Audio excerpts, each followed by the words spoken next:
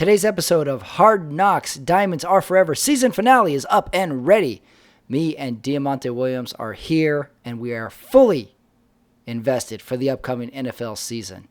Oh yes, do we have thoughts? Do we have categories? Do we have predictions? Do we have stories? Yes to all of that. But first, if you are new to the channel, check out my other shows on there. Give it a subscribe, and you can see what's coming up. A few good ones in the works as well. Also, if you're perusing the YouTube, check out my stand-up clip, which is on there. A full set from the Burbank Comedy Festival, so go check it out. Putting little bits and pieces up, so you can see what it's all about. See me doing stand-up. But right now, it is the season finale, Hard Knocks, the documentary on HBO of the Dallas Cowboys, wrapped up tonight. And me and Diamante Williams do our review, our categories, our thoughts, our concerns. You'll see what we're concerned about. And of course, we wrap it all up with our Diamonds Are Forever story. Another deep dive into our, I guess you would say, our history. Diamante brings up a subject that I forgot about. It actually opens up a window into my psyche as an adolescent. Ooh, maybe I don't like where this is going. It's too late now. Diamonds Are Forever, Episode 5, Season Finale, myself and Diamante Williams, starts now. All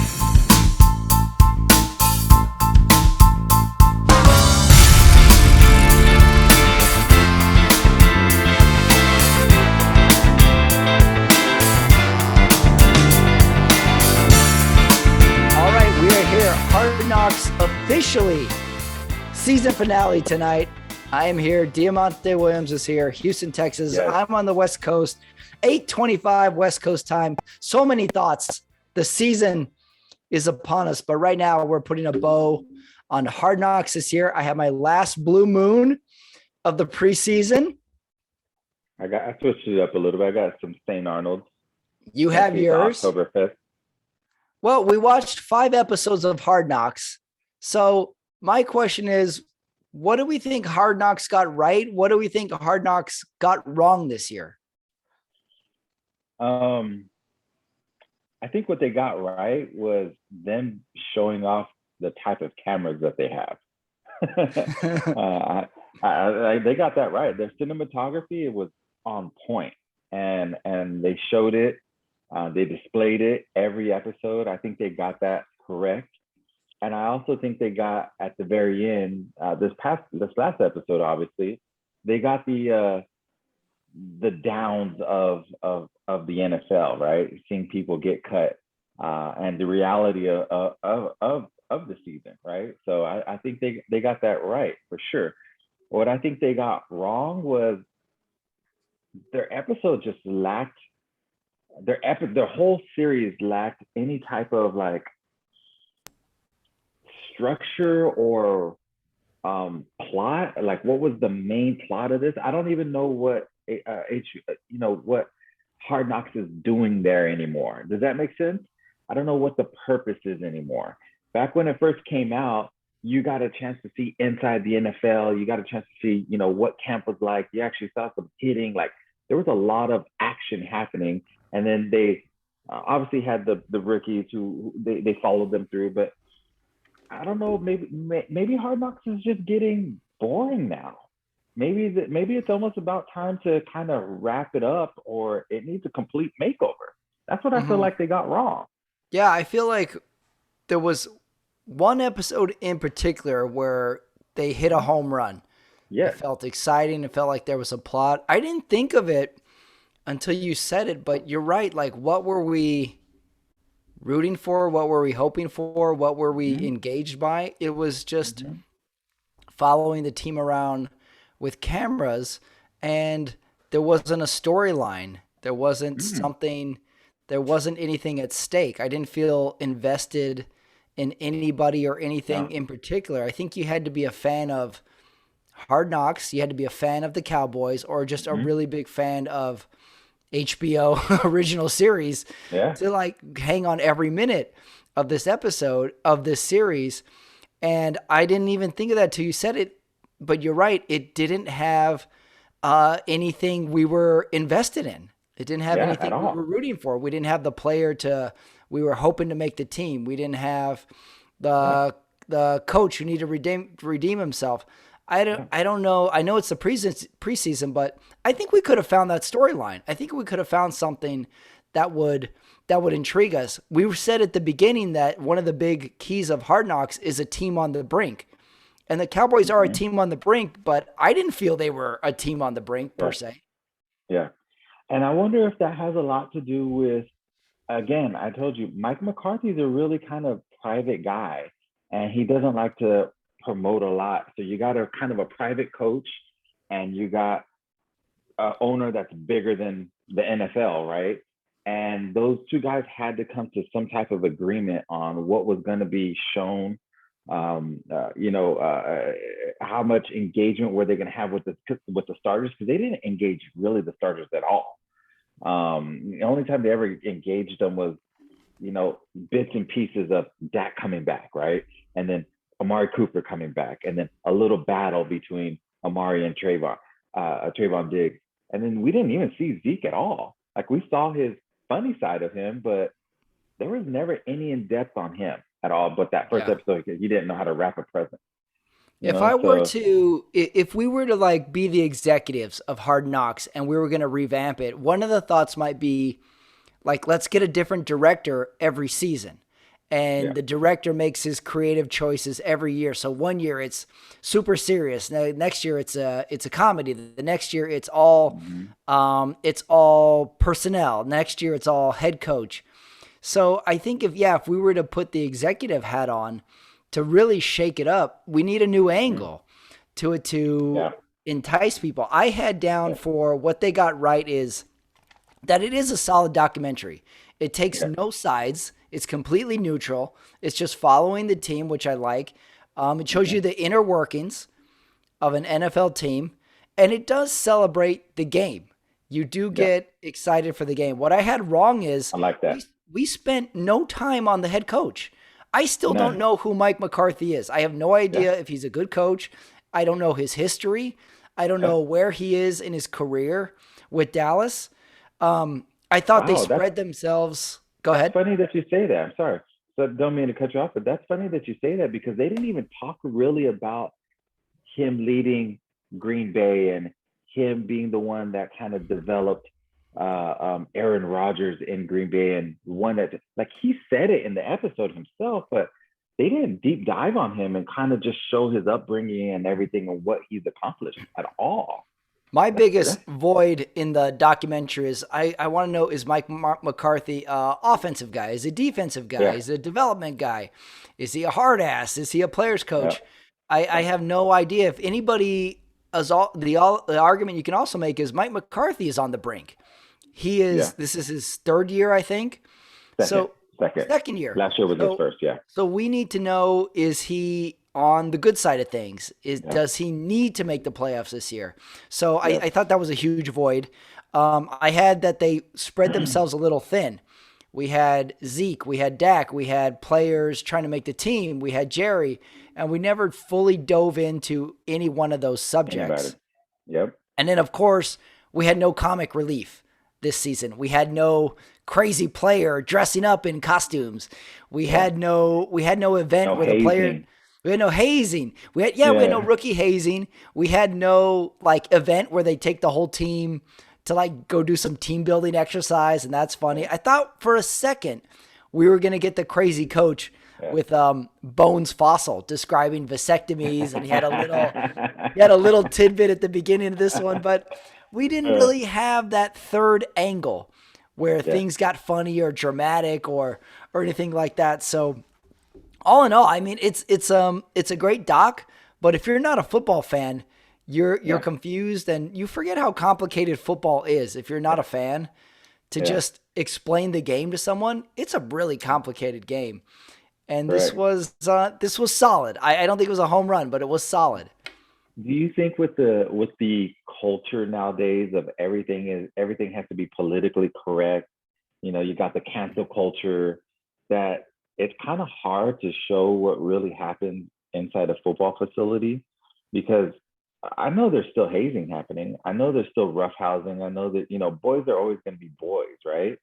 Do you feel like that plays a part in, hey, we can't show too much on TV because then we're going to get backlash from everybody, all that Yeah. stuff? I definitely think it does because all the players have Yeah. Twitter, all the players have Instagram. Yeah. One guy says one thing, then like it's not only people write. It used to be people wrote letters to HBO or something. Now they just Yeah. go straight to the source. Now they just go to the player, and in the culture, they're gonna say like, okay, you said something that could be misconstrued. Okay, now you're getting a letter from the upper office of Dallas, and they're gonna say, Yep. okay, you need to craft an apology, and it's gonna be a super trite apology that they didn't write. Where in the past they would have said like "fuck off," and then by the Yeah. way, apology never fixes anything. No one, Mm-hmm. everyone just wants you to apologize, and then they keep being just as mad. So I Yeah. I think by this generation, players are very aware of Yeah. backlash.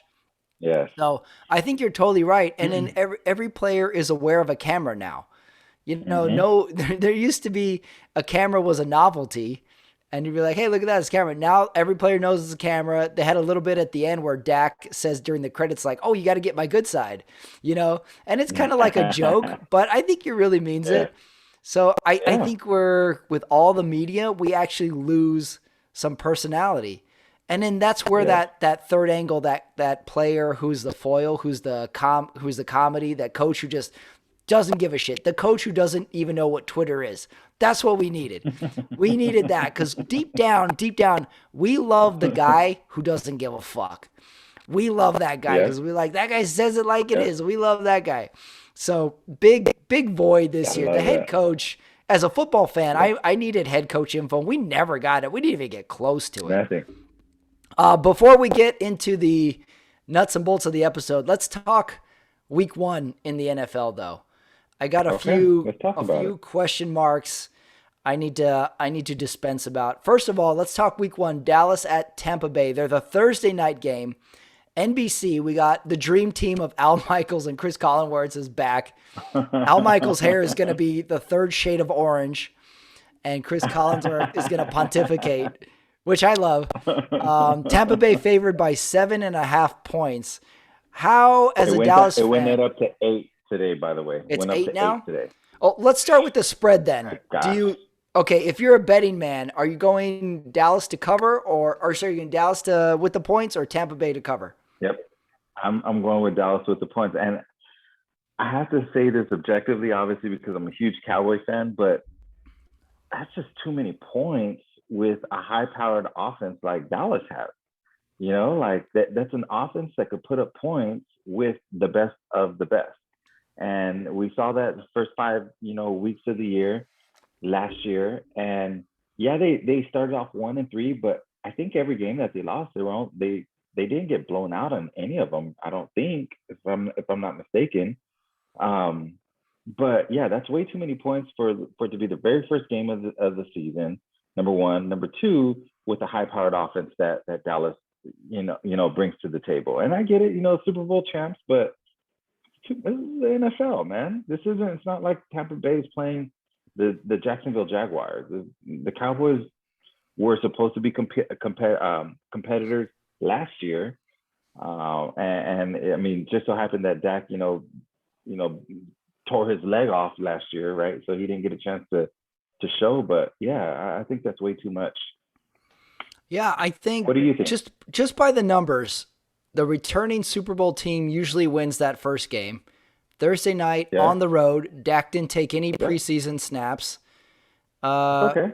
This is tricky. This is tricky because I But think 8 points. if Remember, it's 8 points. 8 points, so we're talking a little over a touchdown. Yeah. It's tricky. You would like the points. I would say home team first game. I'd put my money on Tampa Bay's going to cover because they'll win by 9 or 10. There might be some garbage time points that will totally throw my bet out the window. But I think Dallas is going to start slow. I think going to start I've slow. got a this hot year. take. Did I already give a hot take on here? But the hot take is Give this, another one. JT. Okay, the hot take is this. The Dallas Cowboys have a better defense than people think because they spent what was it, 6 of their 8 draft picks on defense this year. They did some, free agent spending on defense this year, right? And they got a new defensive coordinator, right? Who, he became popular for having the Legion of Boom in Seattle and having them playing at a all-time high over there. So I think those things, people are not paying attention to that defense, I think. So hot take, Dallas 23, the Bucks 13. Oh, that's beyond hot. That's flaming take. 23-13. That's a bold prediction. That's my bold prediction. Hold on, I'm going to write it down right now. You're going to say Dallas is going to win by 10 on the road. Yes. Okay. Shocking. Wearing their cowboy blue, by the way. They're going to be wearing the blue jerseys Thursday night. Oh, right. We talked about the odd blue jersey of the Dallas Cowboys. Okay. Next, here's my next NFL 2021 season interesting tidbit. Rookie QBs. Okay. A lot of them in the league this year, and I think I've got, by my count, 1, 2, 3. I think 4 of them are starting. Okay, so I'm going to ask you to rank these rookie QBs. We got Trevor Lawrence, Zach Wilson, Justin Fields, Trey Lance, Mac Jones. I'm already biased because I took a flyer on Justin Fields in our fantasy, and the Yahoo Sports press killed me for it. They thought I was totally out of my mind. So you want me to rank these? Yeah, who do you think's number one of that 5? We have Trevor, Zach, Justin, Trey, Mac Jones. Mac Jones is starting. Best hair.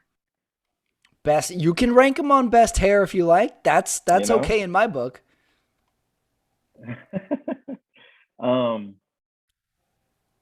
I think Trevor Lawrence is overrated. Number one. Not only rookie Trevor Lawrence, but we got rookie head coach Urban Meyer too. Yeah, I need to see how they deal with it all. I see Urban Meyer coming up with this. My health is declining, and I can't fulfill my contract type of deal, like he did in Florida, right? But I have Trevor Lawrence as my number 2 quarterback. I really think, and I didn't think this before the preseason, I really think Zach Wilson is a good quarterback. I really think at the end of this season, you're going to see Zach Wilson have the best season out of all of these 5 quarterbacks. So I got Zach Wilson number 1. I got Trevor Lawrence number 2. Trey Lance number 3, Mac Jones number 4, and I'm gonna believe why everybody kept passing up Justin Fields. I think he has a lot more development than people think. I think he doesn't read the field well. I saw a few of his preseason games. I don't think he reads the field well. I think his decision making is a little bit off. But Trey Lance will be number 5 on my book. Excuse me, not Trey Lance. Excuse me. Justin Fields is number 5 on my book. Number 5? Mm-hmm. I like Let's write this down. We got to revisit this. Yeah, I wrote down the numbers. I got Zach Wilson as my biggest question mark. I haven't even watched him play, but I get nervous when people from BYU go to New York. That seems like trouble. I got Trey Lance as my 5th guy. I got Justin Fields as my 4th. And the Mac Jones one, I can't wait to see what he does in New England. I have a feeling he's going to succeed. So, yeah. Okay, Sunday games. I looked at the schedule. There's 3 games that I have to watch. Tell me if you've got these 3. Early game, Cleveland at Kansas City. I want to see if Cleveland has got any bullets in the chamber. I want to see if KC is ready for revenge. Chicago at Rams. They're the Sunday night game on NBC. Okay. Al Michaels and Chris Collinsworth are going to spend 45 minutes talking about the stadium. I'm convinced. And in Chicago Sunday night, how can you go wrong? And then, of course, Monday night, I'm not saying this because I'm biased, but Baltimore at Las Vegas just seems like a great Monday night game. We're going to have the I'm Vegas excited for that game, to Stadium. be honest with you. Right. The Raiders are in the mix right now. Hmm. It usually takes till week 6 till we totally write them off. Hmm. So they're in the mix now. So I got those three as my favorite Sunday games. Do you have any you're looking forward to? Eliminating Dallas So Tampa Bay, obviously, of course. yeah, even because that's Thursday, of course. But that would be my number one game because that probably is the hottest game of the week.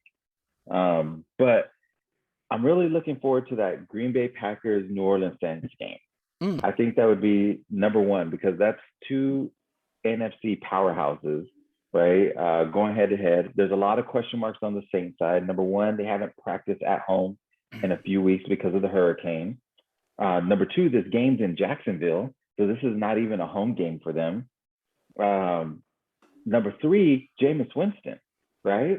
He's I getting love he's Jameis getting a chance Winston. to, He's my yeah, he's essentially Zeke Elliott or Ezekiel Elliott in quarterback quarterback style. form. Yeah. He's going to get you 30 touchdowns, but it's coming with 30 Yeah, interceptions. So yeah, just pick your poison. He's my fun one. I like him. Where do you stand on the Saints, yeah. though? I've heard people I saying don't they're going to know. be the greatest thing this year. I've heard people saying they're going to win 2 games. Can't see that. I mean, I don't know, man, because I don't want to write off if Drew Brees was really um, trash these last couple of years, right? So I don't want to. I don't want to say he was trash, but maybe he was trash. Hmm. Maybe his arm was a little bit weak. He wasn't making the throws he should have made, right? And then his sheer experience just got him through the season, uh, you know, doing well because I know their coach is awesome. What's his name? Sean Payton. He's an amazing coach. So Yeah. um, he's the one that found Tony Romo. So he's capable of turning a quarterback's career around, of course. And they got Jameis Winston, who was a number one draft pick. So let's see if he can turn his career around. So I don't want to. I don't know what to. I don't want to say they're going to be good, but I can also see them really just hey, they might as well go into rebuild mode. Yeah, So yeah. I'm not super high on them. I still don't know what yeah. Taysom Hill does. Whatever he Hmm. does, he seems to be pretty good at it, but but not never full potential. It seems like we've been saying that for 3 years. Also, and then one day, and then he blocks a punt, and we're like, "See?" And we're like, "What do we see? I don't know." So it almost might be like ahead of its time. Like in 5 years from now, we say, like, you know Yep. who started this? So I don't know about the Yeah. Saints either. I've listened to too much sports radio, sports talk. So now I think I know what I'm talking about, and I absolutely don't. So Saints is going to be my huge question mark. I'm going to go rebuilding as of right now. Okay, let's go to the episode. We have a ton of shit to talk about. I'm going to run through Let's my go. main takeaways before the Okay. categories. Main takeaways, just in big capital letters, Dak. Long shots trying to vie for a spot. Jerry Jones's empire. DeMarcus Ware the Hmm. Zen Master. Amazing Hmm. ice cream. A good explanation of what the practice squad exactly is. And then Hmm. Jerry Jones living and dying with the season were my main takeaways from episode Yep. 5. I like the way he described Dak Prescott and the intangible he brings to the team. Right? He said it so well. It's hard to explain. You can't put a price tag, is what he said, on his will. You can't put a price tag on that leadership that he carries um, every day. And we've heard it since. There's a reason why Tony Romo never got that team back, and you have to believe that about Dak. Yeah. It wasn't just all of a sudden, oh, this guy's playing well. No, like Tony Romo, he's a great quarterback, but there's a reason why they didn't pull that rookie out of there when Tony Romo was ready, and Yeah. it's because of all these things. People want to play for this guy, and it's Yeah. and that's an intangible you cannot find. It's hard to find that. We asked the question a few weeks ago, whose team is this? And I would say now it's Dak's team because Mm-hmm. Jerry Jones has given Dak the keys to the car. Yep. Like Jerry Jones decides whose team it is, and it's Dak's. So I Mm-hmm. think I think he's full on committed, which Yep. I like. So yeah, that was big from this is that Dak is the leader, and then of Yep. course I always like the long shots, trying to vie for a spot. The one thing was kind of a good bonus, and again spreading themselves too thin. They could have spent more time on this. Demarcus Ware giving like the tutorial Yeah.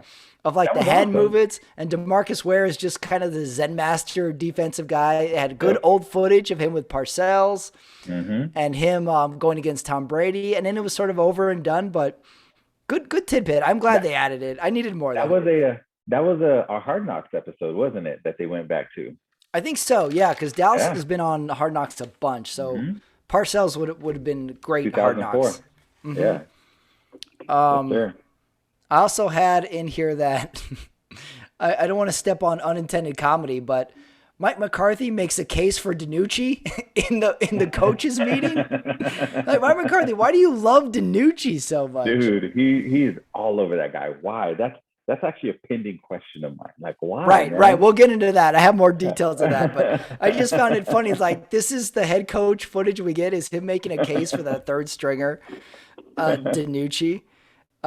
So yeah, I thought that was pretty funny in my main Yep. takeaways.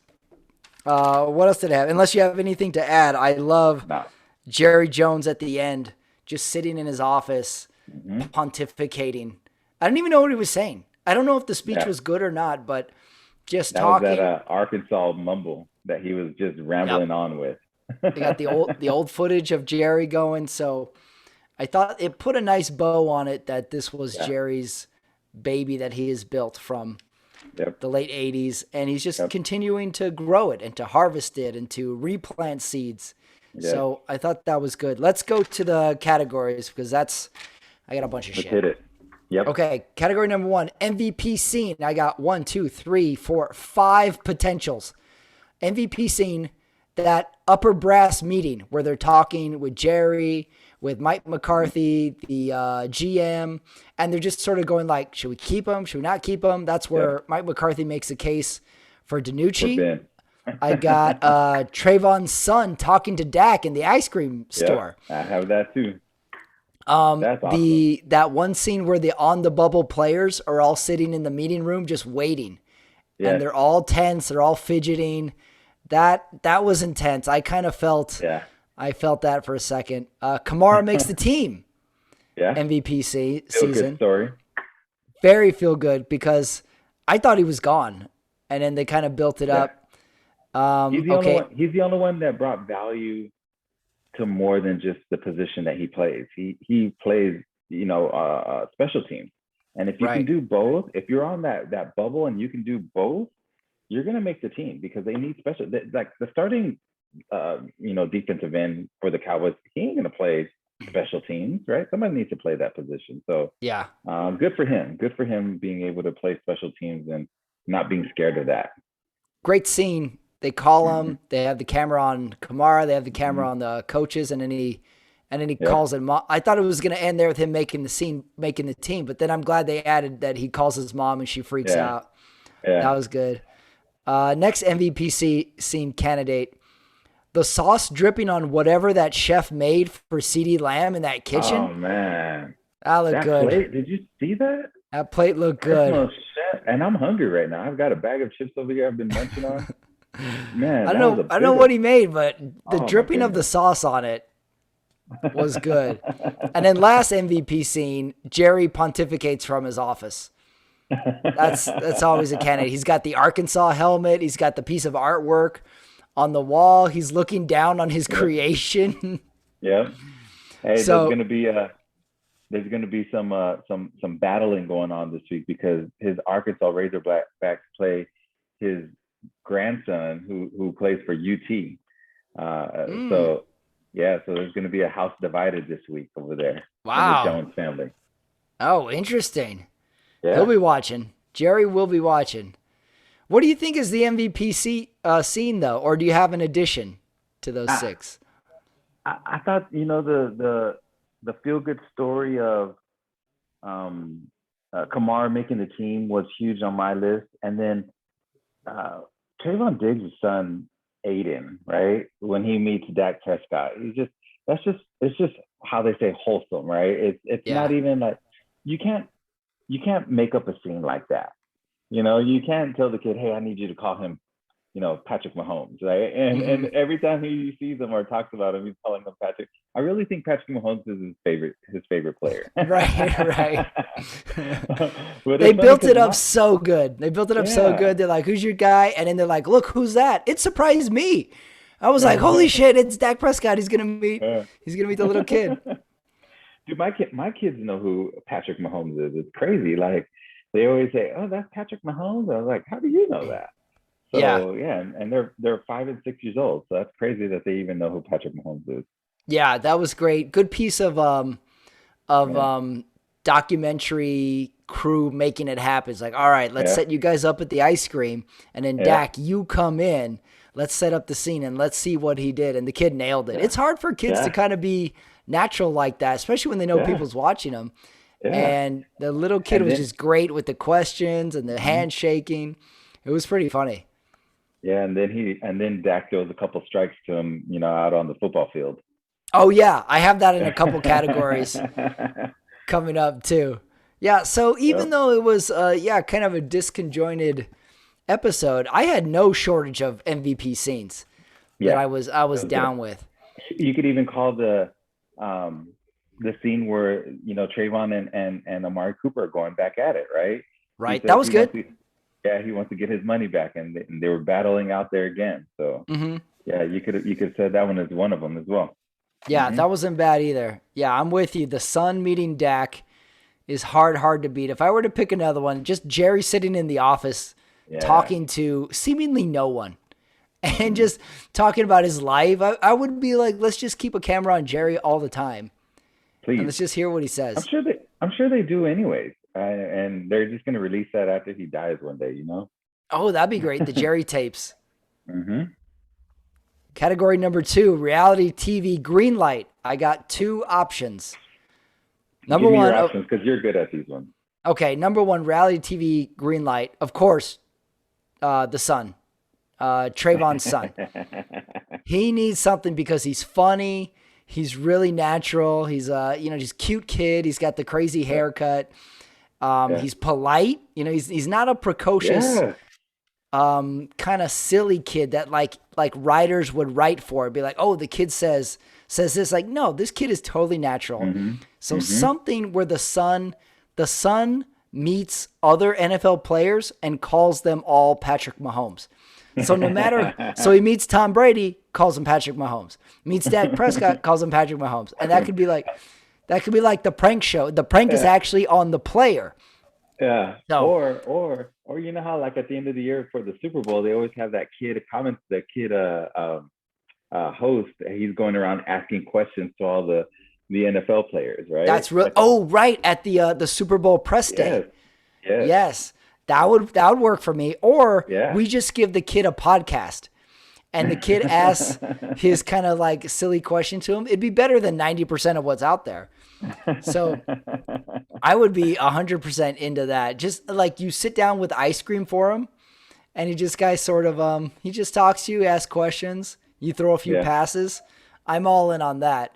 Then I got from my reality TV green light, HBO. Let's just give DiNucci the reality green light. You already love him. You can't get enough of DiNucci. Just give him a show after this. Just keep it going. You already love DiNucci. Just keep going. DiNucci's chess school. Yeah. DiNucci on a day-to-day basis. DiNucci should audition for The Bachelor on ABC and follow him for that.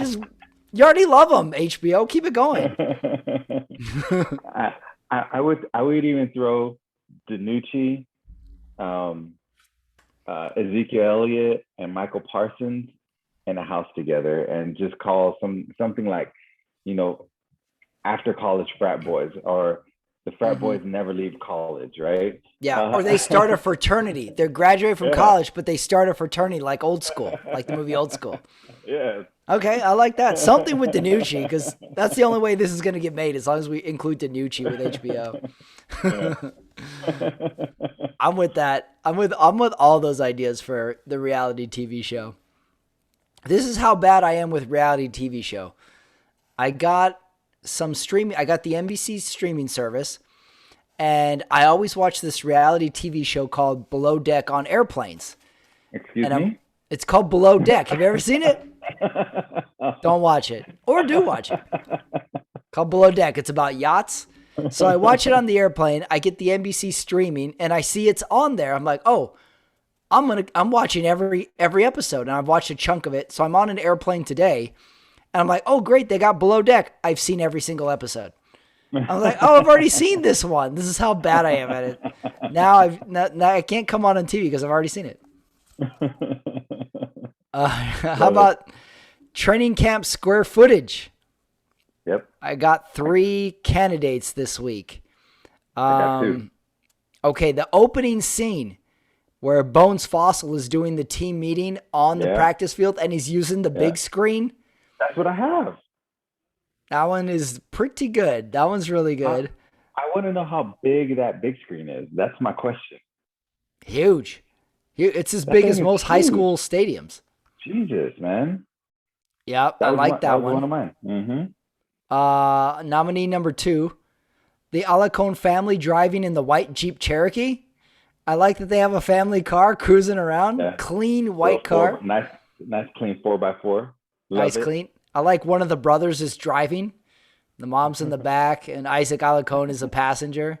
You know, he's got. Your mom had a 4x4 when we were young. Remember? We had a Jeep Cherokee. Yeah. We had like maybe early '90s. The Jeep Cherokee. Yep. I remember there was the Cherokee, and then there was the Grand Cherokee. Yep. And that was like a debate. Should we get the Cherokee or the Grand Cherokee? Didn't she have the Grand Cherokee? I don't think so. I think it was just the Cherokee. I think. We gotta ask her.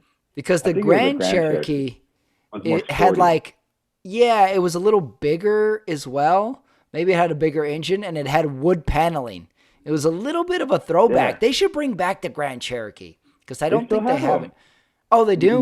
My wife has one. Yeah, absolutely.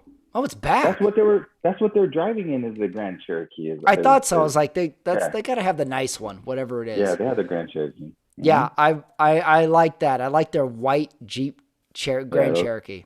Nice.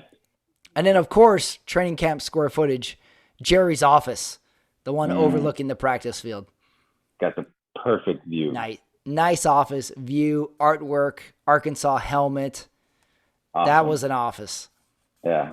Beyond corner office. Amazing. Yeah.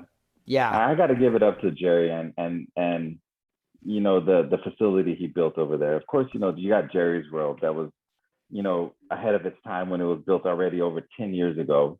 But this practice facility, man, that's state of the art. Like, you don't get any better than that. I love this guy's business mind and what he brings to the table all the time. Jerry's definitely one of a kind. Definitely. If anything got the MVP overall, that facility alone, should have gotten every bit of footage. Like, a little less Danucci, more training camp, more Dallas facility square footage. Because this is awesome. I don't think any team comes close to that. I don't know what other teams have, but I don't think it's close to that. Yeah, at all. Any additions to the square footage category? I like that ice cream shop. I want to know where that ice cream shop is at, right? What kind of ice cream shop was that? That was good. The kid had an ice cream that had marshmallows on it, right? Mm-hmm. Yeah. Huge ice cream. Yeah, and so that, again, it just shows the huge facility that they have, right? And the different types of shops that are in there, because they were on the grounds over there. They were within the facility at that. Were they? I was wondering about that. Was that ice cream shop on the facility, or did they go somewhere? Because they walked right outside, and that's when they started throwing strikes. Oh yeah. So the Cowboys facility has an ice cream parlor shop. It has a hotel, Pat. I think the Omni's hooked up to it or something like that. Like, wow. Yeah, I remember when they were gonna roll it out.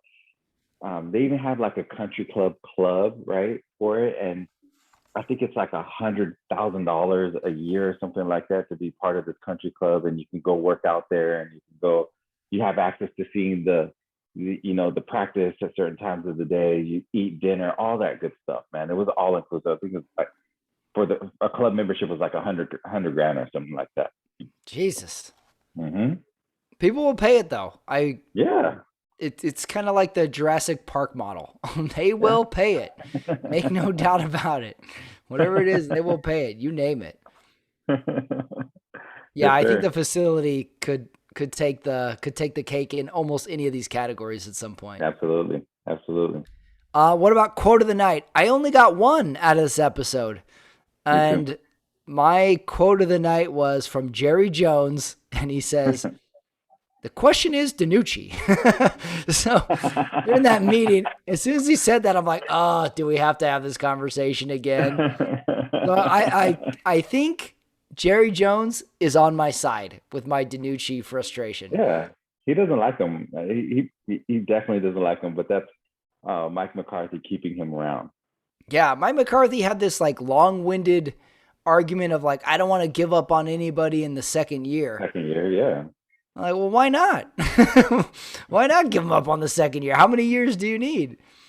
So I think Jerry Jones was He's on my developing side, him. where he's like, the Yeah, question is Danucci. I had a good one from Jerry Jones What do you got? when he was talking about during that whole scene. He says, "This fucking train is going to Cali."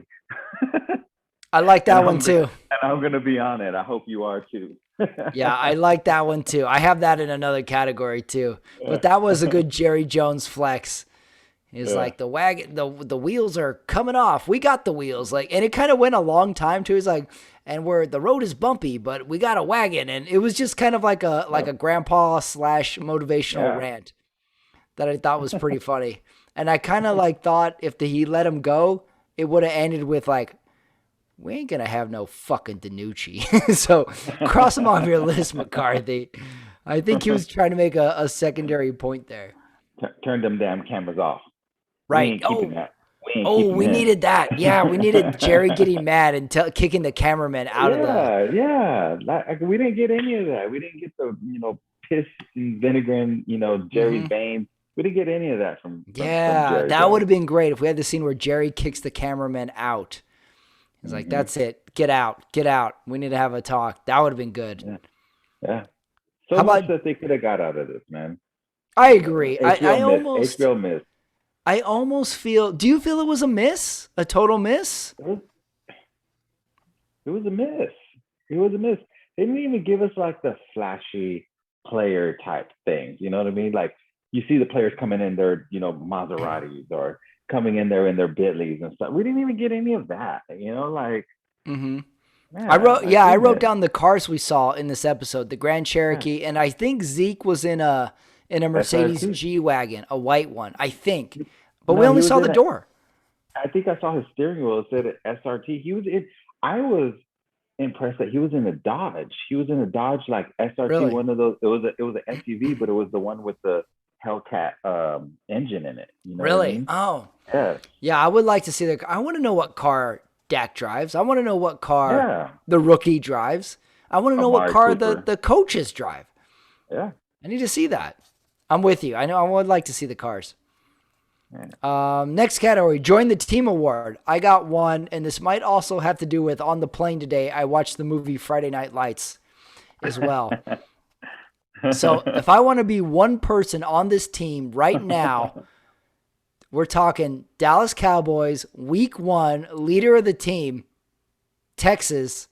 I got to be Dak. I'm Gotta at be the Dak. height of my confidence right now. I haven't lost Yep. any games in my head. We're going to win a lot of games. I Yep. want to be Dak right now. Yep. Yep. No, I Everybody can loves totally. me right now. Yeah. My confidence is at its all-time high right now. I I think I think there could be a little bit of question mark because he hasn't had real game speed type of experience in a while. I think there could be some butterflies there, but yeah, absolutely.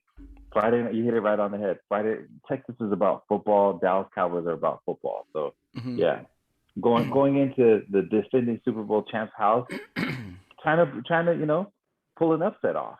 So right. yeah, yeah, Yeah, his yeah, stock is absolutely. very high right now with Yeah, the team. Everybody yeah, loves him. He's going to recover. He's the best thing ever. He's best friends with the running back. I want to be Dak Yeah. this week. Yep. I put this week. I want to be Kamara. I was gonna call it Alvin Kamara. I've called him I want to that be. too. Yeah. Too many Camaras. I want to be Kamara. Just that having that sheer joy of making it a team. After working your ass off, and you get the call from your coach, from your head coach, and just the joy that he probably felt, and then the joy that he felt telling his mom, right? That he actually made the team. So I would have definitely loved to be him, and just to feel that, just to make an NFL roster. Kamara was my pick this week for sure. Yeah, the telling of the parent that he achieved the goal was the icing on the cake for that storyline. Yeah. Whether it was the kid telling the parent they got the part in the school play or they got into the college, there's that kind of taps out about age 22-ish, where you can really impress your parent like that. So they nailed it with that, where he made the team, he achieved it, and got to tell the parent. And we might potentially get to see his mom in cultural garb. Yeah. At games. This Thursday. Yep. Right. Yeah, we got to have that. Also, NBC should just keep the torch going and follow some of the characters that we had from Hard Knocks. Like, let's check on Azul Kamara's mom. Let's check in on the son. Yeah. Let's just keep it going, NBC. I was thinking when the episode ended, they should, since it's I feel like it's like half a week behind the episodes, they should roll it all the way until after the first game, right? And then they should have had one more episode at that, and then just let's see how the season goes. Yeah, that is another tricky thing. We're a week behind real life, so we know some of the drama, we know some of the details already when we watch this. So again, back to if we were to shake it up, what if we put Hard Knocks into week 1 through 5 instead of preseason 5 weeks? Or what if we put it in the middle instead of it? The teams probably wouldn't like that, but to shake it up, it could be an idea. Yeah. It's let's expand. Maybe not just preseason. Yeah, I'm trying to think of how you can make that work, but I think that's very tough to make that work. Right. The teams are open to cameras and stuff in the preseason, but it's serious business. So it would have to be an undertaking of installing cameras in locker rooms and meeting rooms. No camera crews, because you can't allow that. That would be intrusive. So, but let's not rule it out. Come on, HBO. What about Casting Couch? Casting Couch this week. Here's the scene that I thought was my casting couch. Okay, the running backs coach who cuts Jaquan. He gives him kind of like a good father to son speech. Yeah. So I didn't even choose the actor's name, but I want from the Fresh Prince of Bel-Air, Uncle Phil. Uncle Phil. To give Kamara that speech of trying hard and to, try for special teams. Yeah. Right. That serious dad, but I'm not your dad, but I am the father figure. Have you ever seen that scene in Fresh Prince where the Fresh Prince's real dad doesn't show up for his birthday, and they have this real dramatic talk, and one of the top dramatic scenes in the whole episode. Yeah, you know what I'm talking about. Yeah. Yep. And Uncle Phil kind of he doesn't say a lot, but he is really present in the scene. He's taken the Fresh Prince's kind of aggravation, and then he just hugs him. I have to watch that scene again, but I want that scene. Uncle Phil. Yeah, it's a tearjerker. It is. It really is for a teenage comedy sitcom. Yeah. It's the real deal. It will go up against any theater scene ever. For sure. I guess this is the one I have. I get this, right? We're in Texas. One of the famous cartoons in Texas is King of the Hill. What King of the Hills? I forget the main character's name, but Hank Hill? Of his buddies, Hank Hill. Sorry, Hank Hill. His one of his best buddies he's always drinking beer with.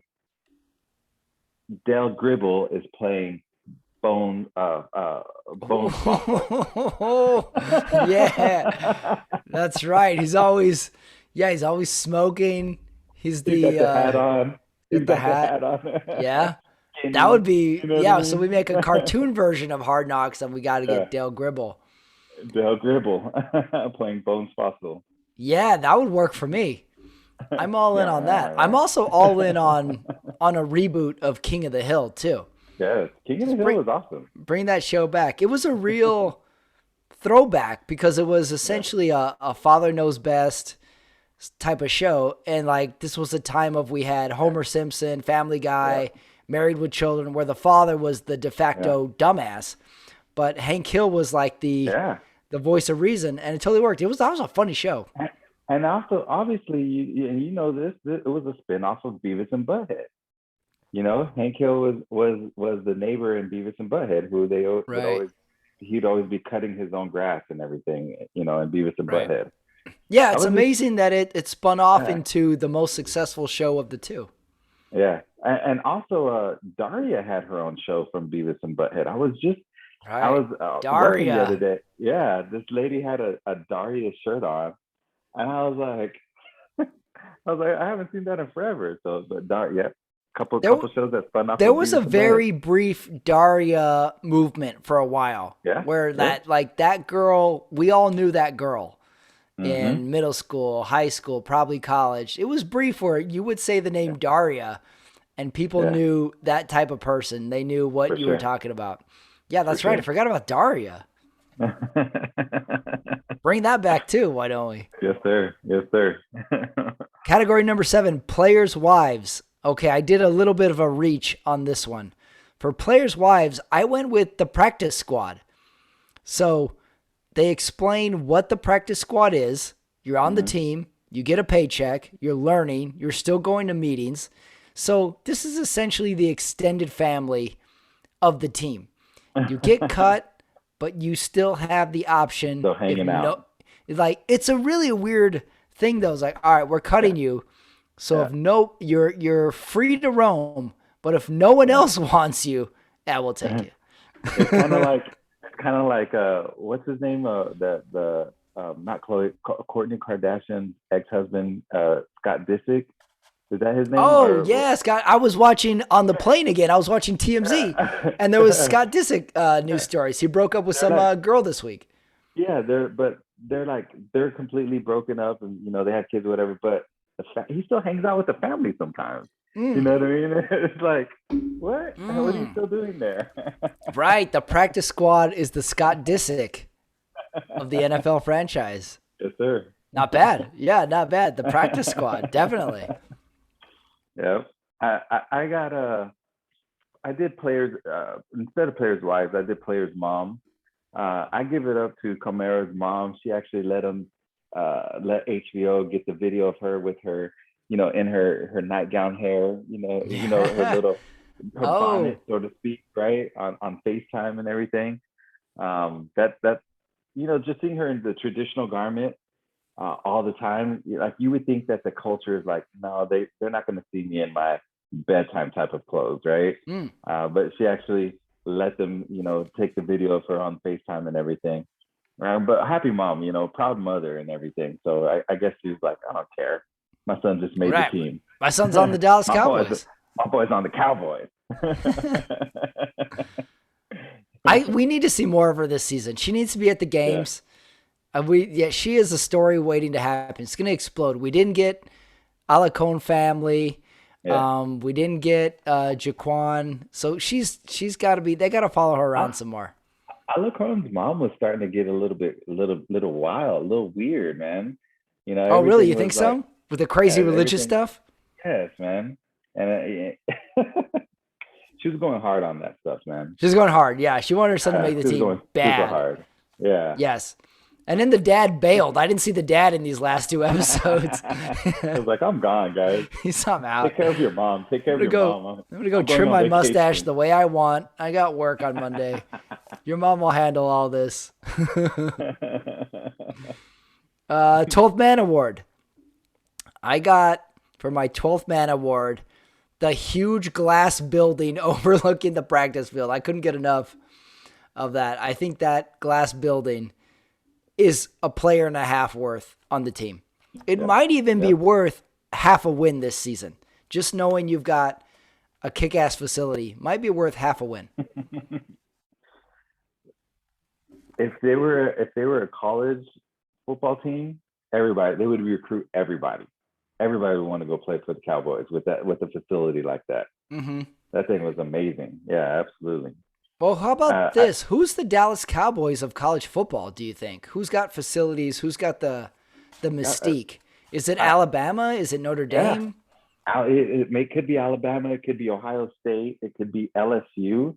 I think I saw something about the facility at LSU, or I heard something from like Odell saying like the facilities in college are way better than the NFL Hmm. facilities, something like that, something crazy. Yeah, I think it's an SEC team. I don't think it's your USC's, your UCLA's, because Hmm. that's a big, big market and they share it with other sports. It's got to be a team where that is the team of the city. Yeah, So LSU. I'm It's got to be thinking like LSU or SEC. Alabama. Yeah, for sure. Yeah, I think let's go Alabama's the Dallas Cowboys of Yep. the college football world. Yes, sir. Yes, sir. My 12th man award went to Ezekiel Elliott. Taking back to school gifts to the Boys and Girls Club over there in Oak Cliff, Mm-hmm. Dallas. Yeah, I thought that was pretty cool. I think that's a frequent. It seems like he's a frequent um, visitor to that Boys and Girls Club because the guy was asking, "You remember me?" He was like, "Yeah, I remember you, man." He Yeah, took him a brought him a bunch of lot of Nike shoes and gear. Yep. yeah, yeah. I thought that was pretty cool. Yeah, it was cool because he's like, I thought you guys need some new clothes for school. Kind of like Hmm. him that you get new clothes for school, new shoes. It makes going back to school not Yeah, so bad. At least I got yeah. some new gear, even though I don't want to go back to I, school. I have a newfound respect for Zeke, to be honest with you. Number one, he wasn't driving. I don't know if they just didn't portray this. I'm sure he has a badass car somewhere at the house, but he drove that Dodge. I'm telling you, it was an SRT, Hmm. a Dodge truck, right? Or Dodge SUV. And then he's, going back to, giving back to the Boys and Girls Club. And then the other part of it, just showing him like coaching the young running back. Um, just trying to guide him through the NFL through the process of learning how to be a professional and a good running back. So I have a newfound respect for Zeke.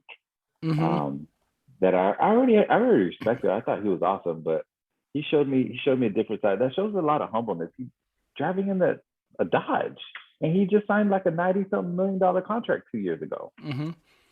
I Yeah, think Zeke came off very well in this whole yeah, series. I don't think they there's did well. anything you would say like you're if you were undecided about Zeke after you watch this, you'd be like, Mm-hmm, I like this guy as a person. I hope he does well. mm-hmm, He's friends mm-hmm. with Dak. He's coaching up young running backs. He's eating candy. He's having fun, and now he gave a bunch of kids a whole bunch of Nikes.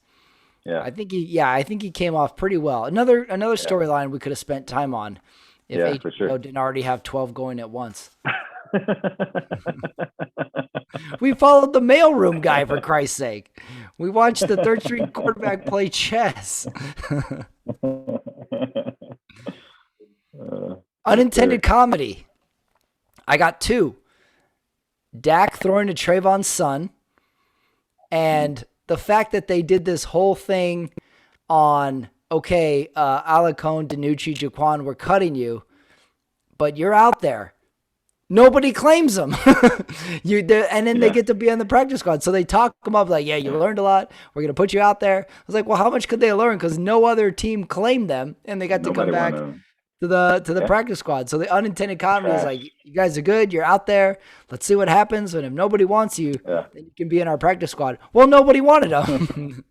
But I also like how the son that Dak is throwing the football to totally sucks at catching. Yeah. He dropped every ball.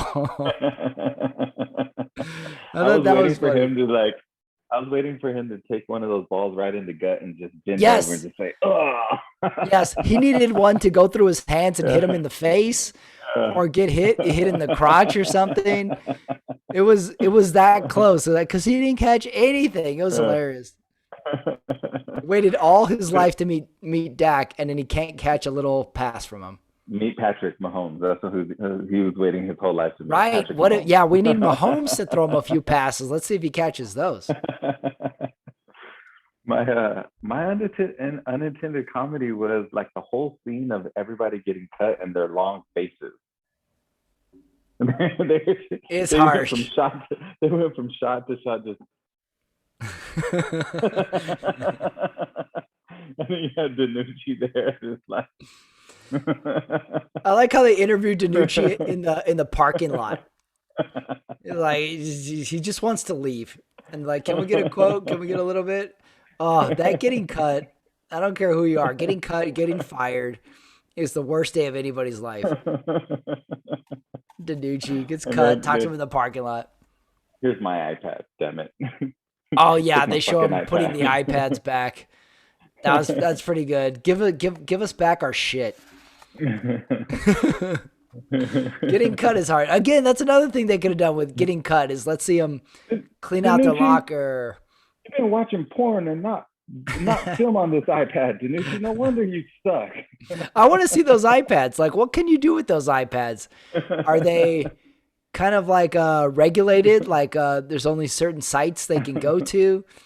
Gotta be. Yeah, is like the chat feature disabled on the iPad so they can't talk to each other during meetings via chat? I want to know more about these iPads. Are they taking pictures, with them? Are they kind of like, taking like funny pictures with the iPads, the team iPads? That would be good to know. I love it. Anything else for unintended comedy? That was the one I had. Okay, let's go to my favorite category, pending questions. Number one question. What do you think about this? For one game a year, can Jerry Jones just coach the team for one game a year? Just let him go for it. It's like, all right, this is your game. What exactly does burn the wagons exactly mean from Jerry Jones? That was his quote. He's like, we're going to burn the wagons. What exactly does burn the wagons mean? I think he has to say something like he's all in. I think that's his metaphor of being almost like your that story of the Trojans, not the Trojans, the Grecians going to war. It's called Burn Your Boat. The very last Grecian to get off the boat whenever they went to war on somebody else's. Oh, so you think Jerry country. Jones took the Greek mythology and turned it into a country sort of theme? Yep. Yeah, that makes sense. It's like, all right, we're not going anywhere, so burn our transportation. Yep. Because we're not going to. Yeah, well, that makes sense. We're only going forward. That's right. We're going to fucking. What did he say? Where were they fucking going to? L.A. L.A. That's what Cali. Yeah. Cali. That's what the Super Bowl is. Ooh, that's right. That could be a boys' trip this year. Speaking of, hey, maybe being in L.A. for the Super Bowl. Diamonds Are Forever Super Bowl pod in the works. Yes. Well, now I hope they make it. So we on the wings of Danucci. We'd have to do the pod the very first day we got there because we're just going to be wasted the entire time. We have a potential Diamonds Are Forever story that hasn't even happened yet. Next pending question. Do you think Mike McCarthy should just put Danucci on special teams just to keep him since he loves him so much? Let him be the holder or the gunner on special teams. So you get his back broken? Yeah, man, and then we can finally put him on IR and put him to bed. Finally. You. This leads into my next pending question, though, because we asked this already earlier, but let's ask it again. Where's Danucci in November? I know. Does he come back is he going to be on the practice squad? Yeah, I mean, somebody going to claim him? Barring any, unforeseen injury, God, I hope there's no injury, right? He stays there. And he's going to be on the practice squad all this year. And then next year, he'll probably finally get cut. And that guy needs to, like you said earlier in the season, he needs to go sell insurance somewhere. Danucci one day is going to be a great insurance salesman. And then Mike McCarthy will say, like, I just don't like giving up on people in their third year.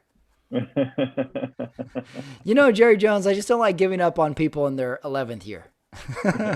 You know what? He makes bad decisions and, he sucks at throwing. His arm's kind of weak and, he's not playing fast enough. I don't like to give up on people in his second year. But he makes a great potato salad. We got to keep him around. I think I could be developed too, Pat. One more pending question. Did Mike McCarthy's speech for the Tampa Bay game do it for you?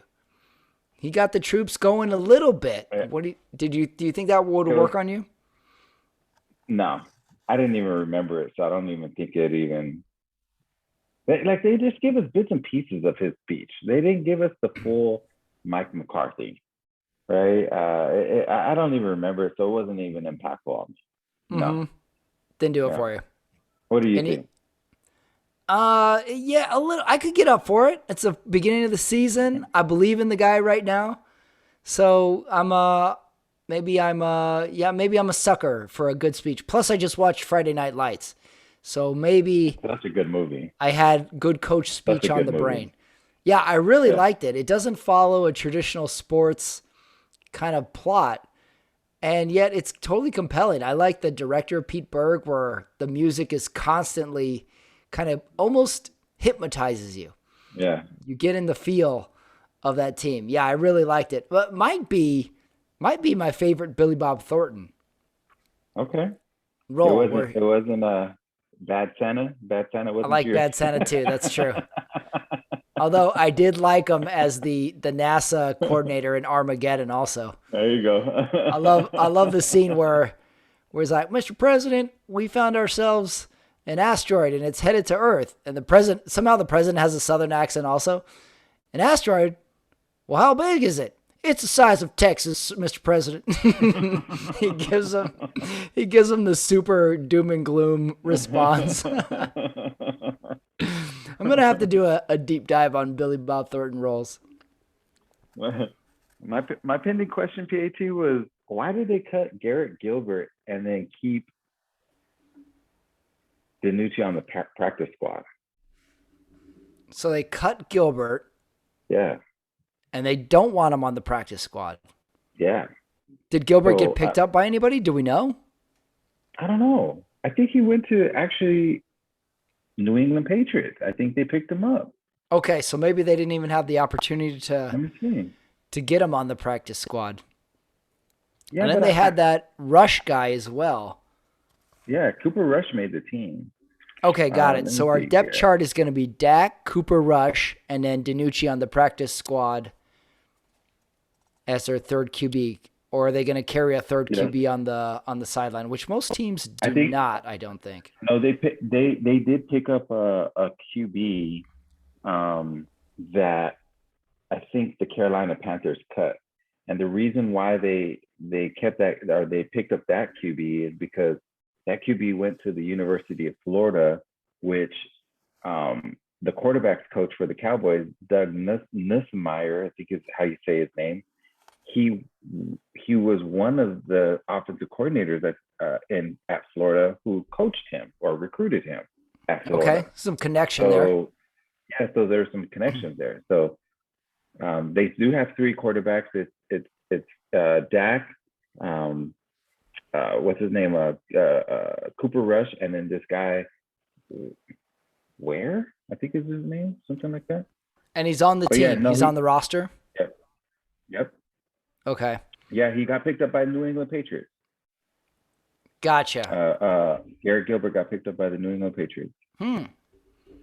Interesting. We'll see if he gets in these snaps where they have Mac Jones, rookie QB. Yeah.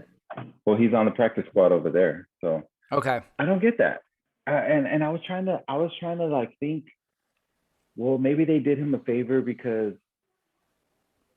he wanted to be on an active roster, so they cut him instead of putting him on the practice squad. But somebody picked him up to just put him on their practice squad, so it doesn't make sense to me. Yeah, how would you decide? Cooper Rush. Yeah, how would you decide? Wait. So he's a hot commodity for other teams' practice squads. Yeah, but we have Ben DiNucci on ours. Like, I just don't get it. What the fuck's going on here? Regular season prediction. I got a footnote to mine. I went 11-6 this week. I think that's high, but I'm sticking with 11-6. And then I wrote playoffs ? I didn't come to any decision if the Cowboys are making the playoffs or not this year. Okay, so who else from the NFC East is going to make the playoffs over the Cowboys? That's Giants, your question. no. No. Right. Giants, no. Washington, Eagles. Those are our two question marks. Are they going to be Yeah. better than the rest? Eagles, we're talking Jalen Hurts era slash Second year. slash. Didn't they pick up Minshew? The Eagles. Did they? I want to say I heard that in one of my 89 football Uh, podcast radio shows from Mike they did. Francesa. They did. They did pick up Minshew. You're right. They did Right. trade for. They traded for him. They traded Right. like a Okay. sixth-round draft pick for him. So we got Jalen Hurts slash Minshew on the Eagles. That I think is the team that could mess things up for Dallas and Washington. I think it's I a think. race between Philly and Dallas for that division. I don't even think Philly's even in that talk. I think Jalen Hurts sucks. Um, I think the receiving core is getting better, but they still suck, and I think their defense is horrible. So I think the Eagles are further out than people think. I think Washington's there. I guess people are hyping up their defense for. I guess just because they got Chase Young and their defensive front is good. Um, but they have Fitzmagic, and Mm, I don't believe in Fitzmagic. Fitzmagic. No on the Mm-hmm. Fitzmagic? No, He could be comeback player of the year for the third time. for the 15th time in his 16 At years some in the point, NFL. at some point, being comeback player of the year is an insult. You're, like I keep falling off the mountain and I have to dig my way back up, and then you reward me for being slightly better than mediocre. Yeah, Kind of like most improved. Okay, so maybe that's fair. Philly sucks, maybe they don't. So your playoffs is not a question mark; it's exclamation point, possibly. Yeah, yeah, Okay. yeah. We're going to playoffs for sure. Last category: who won the episode? I got friendship won the episode, or the people Zeke hooked up with all that Nike stuff won the episode, Those guys came up. or maybe just Zeke. Maybe we give Zeke the he won the Yeah, episode, or he won the whole series. yeah. He didn't even do much, and he won the whole series. Didn't even do much. He's a humanitarian. He's giving Yeah. gifts to his quarterback. He's helping the rookies. He's eating a Hmm. shitload of candy. Maybe Zeke came out best of everything in here.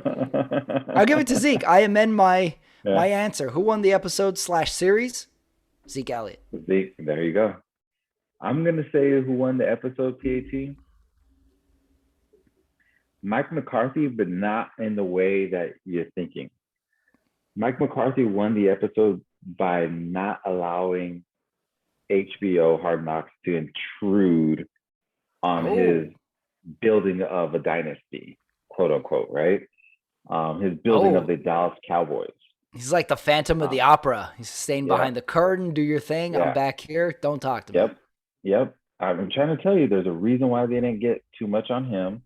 There's a reason why this series lacked substance. I mean, there's a reason for all of that, and I think it has a lot to do with Mike McCarthy. He won the episode. He won the series of not letting too much out there. He likes that element of surprise, and I remember why I keep saying this. I think it was last year. He They were doing some type of videotaping, and they made sure that they took the players' names off their jerseys, so people who saw this tape didn't know who that player was. That's how far he went with Mm. wanting to be secretive about what he's doing. Man, you're talking me into this team now. I'm changing my playoffs question mark now. It's I'm trying it's to now a tell you, peer. It's man. now a dot dot dot. Yeah, Mike he won the McCarthy, episode. the Kaiser Hmm. Soze Hmm. of the NFL. Nobody even know he exists. Some people don't even think he exists. But that's the rub, is they don't think he Yep, exists. Mm, yep, good one. I like that. I didn't yes, see that sir. coming. Yes, sir. Ah, Hard Knocks. Interesting. I think the mark of a good documentary is one that ends and you still have questions. Like you're Hmm. still not necessarily choosing a side. A lot of Yeah. documentaries have an agenda, and that's fine. But I think a good documentary just simply reports, and maybe Yep. it doesn't have to have an ending. So even though I wanted more out of the doc in a lot of ways, I do think it did a good job. I think it reported. As far as journalism goes, I think it reported well. Yep. Yep. Yep. Loved it. Good stuff. Um, and not to mention our final Diamonds Are Forever edition, Stories Let's from Our go. Past. Our last one. I have one in mind I've been kicking around, but Diamante Williams, you have the floor. Diamonds Are Forever. Damn it. I was hoping you went first, but I'll take it. Okay. Okay. So I was kind of racking my brain on the stories that, I wanted to talk about, but some of the stories that I think um, that I could have talked about are better kept between the boys. You know what I mean? I like Uh, where this is going. and it's just we have so much, and I want to keep it not necessarily I want to keep it PG-13, but I just feel like that those experiences between us, me, you, Steve-O, of course, the little buddy came along 10 years later. Mm-hmm. Some of those stories are just like the classic boys being boys growing up, experimenting, trying, saying, doing things that boys are supposed to do. And I don't think I would feel right putting it on wax, as they would say, right? Can you just say, if you're not you going to tell the know? story, can you at least just name the name who it would trash? And if it's me, you can say me. All of us, a little trash. All of I mean, us. I'd be throwing us all under the bus, right? No, but so I was thinking about stuff, and those are some of the good stories, and that we talk about. But um, I had a good. One of my most fond memories of us growing up was the summer times where not only did we just do different things like go to summer school, go to acting classes, um, uh, working, Ray's shop, selling snow cones, visiting or kind of interning with my dad when he was a judge at the courthouse. Um, us, living together, things like that. But one of my fondest memories of us growing up was just the fun things that we would just make up. You know, two parts, I guess, to the story. I don't remember if it was the same summer, but this was during the 90s. It was during the mid 90s. I know for a fact where you guys had that, play school basketball court in the backyard because of Andrew. He was a baby and everything, and we decided we wanted to make it our our That's basketball true. court in the backyard, and That's you true. had a We basketball kind of court as well. commandeered my youngest brother's toys. And we actually had a basketball court in the front yard, but we decided That's to the make it saddest play. part. Yeah, we had a regulation basketball court, but we decided to play basketball on a children's hoop. And Maybe then, should have been a marker to our athletic abilities, as we decided to play basketball on a uh, children's hoop. and we'd be out there. We had the video camera recording us, back Yeah, there that's true. in We had a little, and we would record our games. yeah, in the 105-degree heat, right? And El Paso, Texas, right? Midsummer, and just going at it like competitively, just back there like being competitive with on a play school basketball court, right?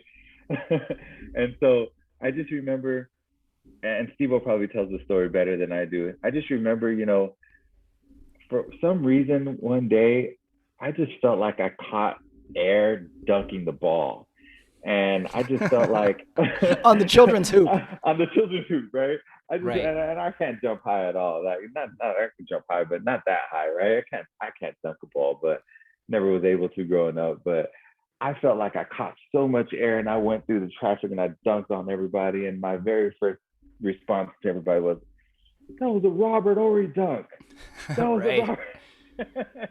Right. That was a good sign of the times. Robert Ory, Houston Rockets, mid '90s. Yeah, What was that team's name? Was it Clutch City? it was Clutch City. Clutch Clutch City. City. Yes, Yeah, we were very of the times. Whatever player was sir. popular, whatever team was popular, we were fully invested. Yeah. That and then I remember saying that same summer, um, you were I don't know if you were the kicker for Cathedral. I know you played quarterback for Cathedral, but you makeshift a Yeah. fucking goalpost in your backyard out of just pipe or just shit that you Yeah. found around the house, and you would sit in the backyard kicking field goal, Yeah. and Uh, you broke a fucking window one day. yeah. Reason number 137 of why I was an odd child is I would lock into these activities, but they weren't normal activities. I don't know why. It was like collecting football cards, or it was being into music that was 10 years older than me. And then for some reason, I was enamored with kicking field goals. Yeah, But, kicking field goals. but there's no such thing as a field goal post in a backyard. So I took it upon myself to construct myself my own goalpost in the backyard, and I had several iterations of it. I Yep. had I had one I built out of a swing set with like duct tape and broom handles. Then I got advanced and I started hanging, I guess you would call them pipe fittings. There were Yeah, pieces of they're PVC pipes. pipe, Yeah. and I would just hang them against the wall in my backyard, essentially like a backboard. And I would Yep. try and kick the ball at it. And of course, I broke several windows along the way. Yep. And then Mama's pissed. my mom would get pissed at me. I don't know if she was pissed at me about breaking the window or the fact that I had taken up such an odd hobby that would seriously inhibit me getting laid for the next 7 to 10 years. So I can't blame her at that point because she had a legitimate reason.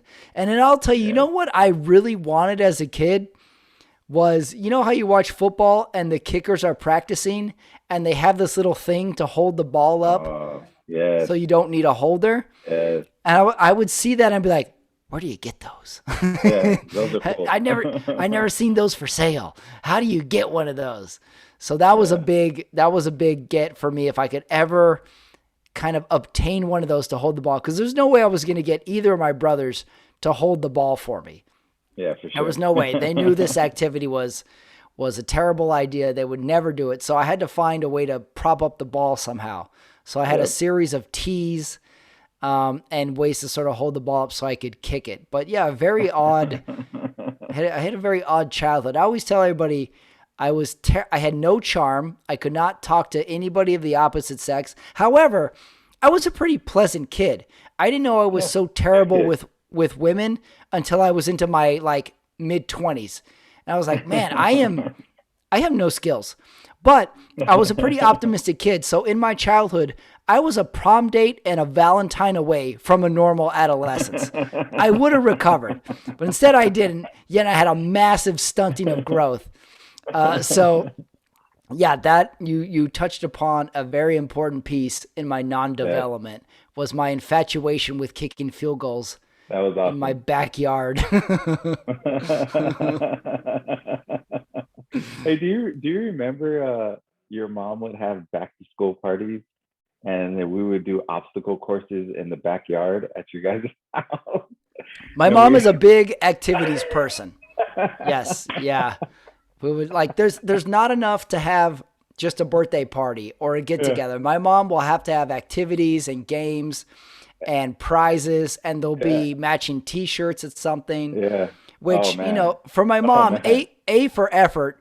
But if you're the kid, at some point you're like, can we just do something normally? Do we have to go the extra mile? But yeah, that is my mom is Yeah. activities to the max. She's ultimate mom. My mom is the ultimate Yeah, for mom. sure. Awesome woman. Awesome woman.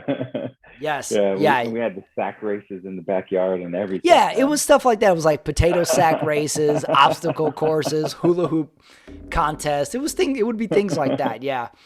It was Yeah. very, very down home cooking bobbing for apples type of thing. Yep. Yeah, that's my mom in a nutshell. Can never leave it alone. Has to have activities. Yes, sir. Well, here's my What's your, Diamonds Are Forever let's go. story. I was doing some reminiscing of one of my brother getting married over 10 years ago. And as you remember, we were groomsmen in his wedding. Yep. But, we had the rehearsal dinner, and one of the activities for the rehearsal dinner was there was going to be some people were going to give a toast. They were going to say some kind words. And my youngest brother was going to give a speech. I think the father-in-law was going to give a speech. And then I think you were going to give a speech. And my brother is preparing. He writes things down. The father-in-law is preparing to write things down. He's all ready. And my brother's a little nervous. And he gives his speech. He does a good job. He remembers it. Everybody laughs. The father-in-law gives a speech. Everybody laughs. And then you give a speech, and you get up, and your speech is, I don't have a speech. And everybody laughs their heads off. This is Diamante in a nutshell, is no preparation, yet kills them with charm. So it's like, hello, I'm Diamante Williams. I'm known Steven since we were 5 years old. I'm one of the groomsmen. I don't have anything to say. And everybody goes, yeah, Diamante, you're the best. You're the best. And then the crowd quiets down and you go, I seriously don't have anything to say. Yeah, you're the best, Diamante. You're the best. Who is that guy? How do you know that guy? All you said for 5 minutes is, I didn't prepare a speech. And everybody cannot get enough of you saying, I didn't prepare a speech.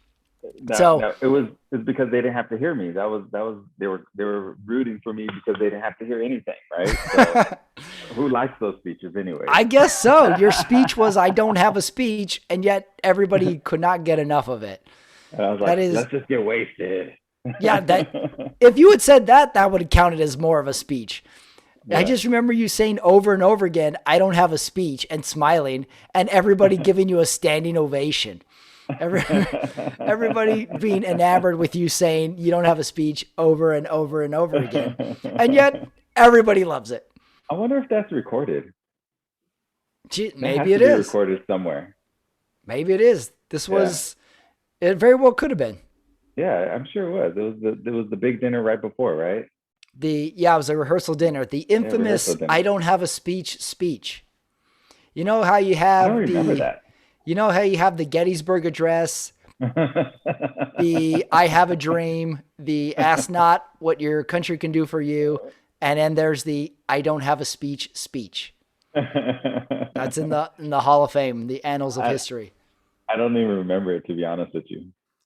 Exactly. You wouldn't remember it. Exactly. This is just a blip on your radar, and yet you got a standing ovation from it. From these people. It was mainly like the in-laws because they didn't know you. So they're just like, who's this guy? Yeah, what is he? What's he doing in the wedding party? And then you're like, guess what? I don't have anything to say. And then they start clapping their heads off. And old Bob was probably loving it. Yeah. And then my other brother Andrew's ripping up his speech notes, listening to you get every single laugh. And like, I prepared. Diamante is just standing there saying he has nothing to say. And everybody loves it. Love it. Diamonds Are Forever. We put a bow on it. Looking forward to the season. Starts on Thursday. We'll see how our predictions do. This was good. I think we covered a lot of ground. I think we dove deep into a lot of subjects. Yep. Yeah. This one was pretty deep. Yes. I think we should follow this up with like a mid-season to see where our predictions are kind of headed, see where we're at kind of mid-season, maybe like week 7, week 8 or something like that. Okay, I like that idea. It's a good production note. Yeah. All right, so we're coming back. Okay, we'll be Diamonds back. Truly Are Forever. Yes, sir. So for me, Patrick Ramirez, for Diamonds Are Forever, Diamante Williams, for Ben DiNucci, God bless him, wherever he is, and the ice cream that was eaten today on Hard Knocks Episode 5. Diamante Williams, we will see you in the middle of the season, but we'll be in touch before then. Love it.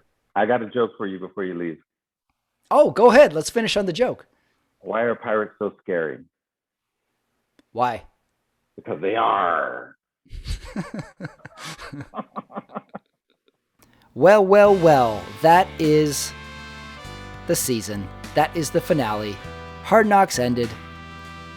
I was a little hard on Hard Knocks, although maybe it was a good series. Did we learn something? Yes. Did we get excited for the season? Yes. Am I still undecided on Ben DiNucci's future as an insurance salesman? Yes. Hey, we got the whole season to figure it out. I want to thank Diamante Williams for joining me for this new show. I thought he kicked ass. I thought we had some fun times. And as you heard, we might do a little catching up in the middle of this NFL season. Don't forget the Sunday Night Talk starts as well this week. Me and Omar Carmona are back every Sunday night talking about our lives, the NFL, our teams, our thoughts. We did it last year, and we're keeping the wagons rolling. Go to YouTube, check out my stand-up clips, check out my other shows. It's all there. And be on the lookout for future shows. So, thank you, loyal listener. Thank you, Diamante Williams. Thank you, Dallas Cowboys. We'll see you at the games. Bye for now.